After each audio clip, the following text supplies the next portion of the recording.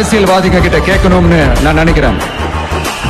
நீங்க அரசியலுக்கு வர்றதுக்கு முன்னாடி உங்ககிட்ட இருந்த சொத்து எவ்வளோ, அரசியலுக்கு வந்ததுக்கு அப்புறம் இன்னைக்கு உங்ககிட்ட இருக்கிற சொத்து எவ்வளோ, அதை ஓப்பனா டிக்ளேர் பண்ண முடியுமா?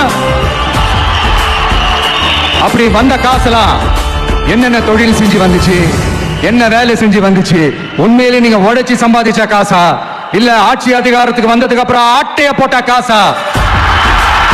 இதெல்லாம் ஓப்பனா டிக்ளேர் பண்ண முடியுமா?